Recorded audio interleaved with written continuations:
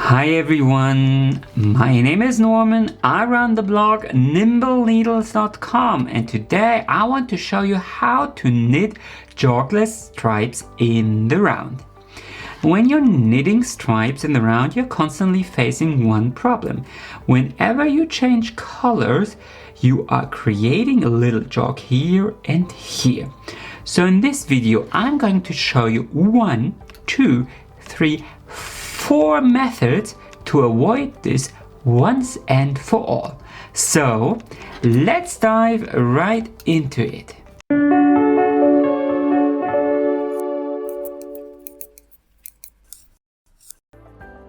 Why do you get these jogs here when you're knitting stripes in the round? It's actually quite easy.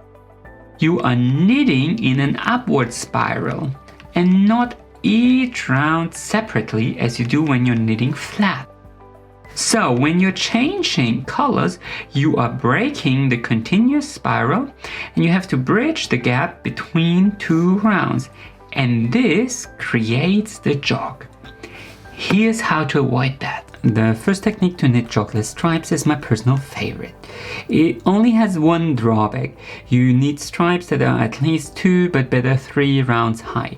And what you're basically doing is you're knitting a knit one together right loop into the first stitch of the second round. I'll link you my video up in here and in the description below because knit one together right loop has a lot of different and fascinating uses, but here I'll show you how to avoid jogs with it. First, change colors as you normally would and knit one full round. No magic here, just one normal round of knit stitches. Now I knit one full round in the new color, and before you start knitting the second round, you have to lift the right leg here of the stitch one row below the first stitch of the second round onto your left needle, like this. So this is the first stitch and this is the loop, and then you simply knit these two together, just a normal knit two together, and then you can continue knitting for however many rounds you like.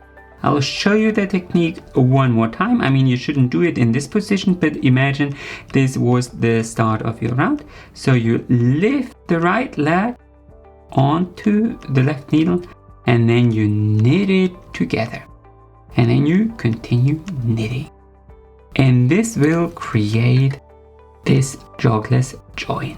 And with every new color change you do exactly the same. You knit one full round in the new color, and then for the first stitch of the second round you do a knit one together right loop and continue knitting. And by the way, if you're still having trouble knitting in the round on double pointed needles, I'll link you my step-by-step tutorial up in here and in the description below so you can catch up. Knitting jogless stripes in the round that are only one stitch high requires a different technique. It's called Helix knitting and it can become pretty complicated. But here's the good news: if you're only knitting with 2 colors, then it's super easy. Before I show you the technique, I quickly wanted to remind you that shooting these tutorials takes a lot of time and effort, and a little like or comment is a great way to show your support for my work. So why don't you click on that thumbs up button or even subscribe to my channel. Anyway, for Helix knitting, you start in any color you like and knit 1 or 2 rounds, however many you like, and then you change colors as normal and knit 1 round, but you stop 3 stitches before the end of the round. I'm not going to show you here because it's just 2 rounds of knitting knit stitches and I'm sure you know how to do that. Anyway, here I am. I knit 1 round in red and then almost a full round in white. And this is where the Helix knitting starts. Now, I'm not going to finish this round. Instead, I drop the white yarn and then I slip the next 3 stitches purlwise. And then I pick up the new color, in this case the red color. I'm not twisting the yarn or anything, I'm just picking it up, and then I continue knitting that round. There is no magic involved, I'm just knitting the round. But what you have to do is you have to stop 3 stitches before the end of the white or the new color, whatever color you choose again. Here I am. So I'm knitting these last 2 stitches, and then I'm slipping, I drop the red yarn, I'm slipping these stitches purlwise, and then I pick up the white yarn without crossing it and continue knitting in the new color. Why is it called helix knitting? If you take a close look at the start here, you can see that you are actually knitting the stripes in an upward double helix. And this start here, and actually the end as well, will be visible, but there's no jog in the following rounds. And if you're knitting socks on small needles or a hat or something similar, I feel this minor flaw makes more than up for 50 or 60 rounds without a jog. The rest is utterly smooth and there's nothing visible. The third method I want to show you is called picture framing, and it works very well for Fair Isle and stranded knitting, because in Fair Isle and stranded knitting you are essentially knitting stripes as well, just multicolored stripes, and as you can see this will lead to jogs as well. And to avoid this, you can insert a continuous column of 2 or 3 stitches into your design at the beginning of your round, and this will make it appear like it was a design decision and not an accident. And actually, if you plan to steek your Fair Isle knitting, then it's even better, because you can run or cut through this line here. I mean, for regular stripes I wouldn't use this technique, but for Fair Isle and other color work techniques, this is wonderful. The last technique I want to show you is called traveling jogless stripes. It's actually quite similar to the first version I showed you, but instead of knitting a knit one together right loop into the first stitch of the second round, you slip it and you move the start of your round by 1 stitch.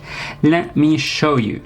So just like before you start, you simply start knitting 1 round in the new color. Here it's better to cross the yarns so you don't create too big floats. So I knit 1 full round in the new color, and now you have to slip the first stitch of the second round like that, and then you place a stitch marker. If you're knitting with double pointed needles, you probably don't need that stitch marker because you will start knitting with a new needle.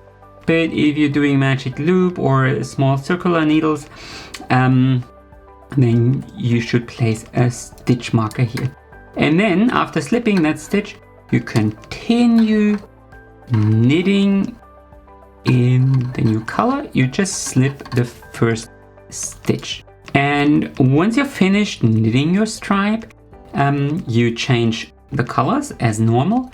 You cross the strands and then you knit 1 full round in a new color.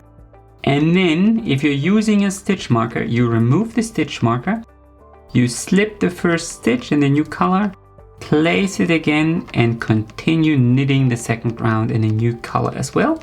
So it's just slipping the first stitch of every second round in a new color and moving the start of your round by 1 stitch, and that's it. Now let's take a look at our 4 methods side by side. The bottom of this swatch was intentionally knit with jogs, only the upper part is knit jogless. The picture framing method is actually no method at all, but I feel it's a smart move. because a lot of knitters try to force their knitting into doing something it was not meant to be. And this method is saying, hey, here's a problem and we are going to design our knitting in a way it doesn't matter. It's a bit like stockinette stitch curling on the edges. I made a full video with 7 ways to prevent that stitch from curling. But the smartest solution is actually, well, if it curls, we knit it in the round. And it's the same here with the jog. We adjust the overall design in a way you don't see it or it appears like a feature. Helix knitting, on the other hand, is awesome, but it obviously has its limitations, and there is this start and end of the helix that is visible. So it's great for small stripes, but nothing you could use for bigger stripes. And I really love the knit one together right loop version. It's still visible, and I mean, you can see this line here, but it does work for single stripes. Imagine you have a sweater and you just want to add this one stripe in the middle, then helix knitting will get you nowhere. And last but not least, we have the traveling jogless stripes, and I am really not a big fan. I'm knitting in cotton here, and cotton is really unforgiving, and you can see how you have this left slanting line here, and that's because as you slip the stitches, you are actually creating little floats on the back side.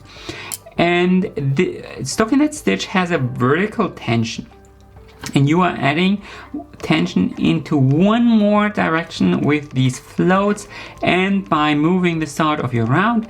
And I personally don't feel this looks good, especially I don't think you're really gaining anything compared to the knit one together right loop version, except for the floss. Anyway, that's it. That's how you do jogless knitting in the round. I really hope you liked this video. Give me a big thumbs up if you enjoyed it. Comment with your feedback or your questions. And of course, consider subscribing to my channel in case you don't want to miss any new videos. Happy knitting and enjoy the rest of your day.